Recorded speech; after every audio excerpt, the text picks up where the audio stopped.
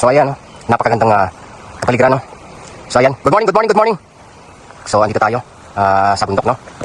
So tingnan natin kung makukuha natin yung twin falls na sinasabi dito. So ayan, so mag-isa lang tayo dito sa bundok, no? Ayan, wala tayong kasama. So ayan, so narinig ko na yung nagaslas ng falls, pero masyadong madamo dito sa daanan, so hindi ko may pasok yung bike natin mga dude. So ayan, so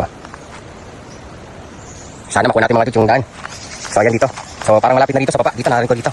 Yan, so ayan, narinig ko mga dude yung nagaslas ng tubig. So ayan dito sa baba lang yan, pero wala tayong makitang daan mga dude. So hindi natin alam kung paano tayo bababa. So ayan,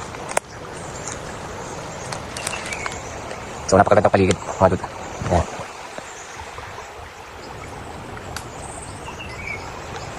yan, narinig ko mga dude yung mga huni ng ibon.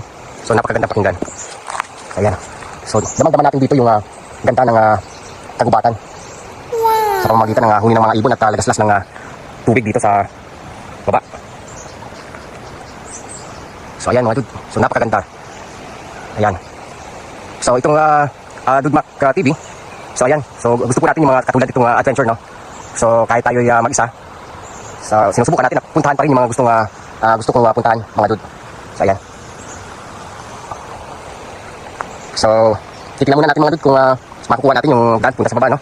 So hanggang dito na muna mga dude, bye.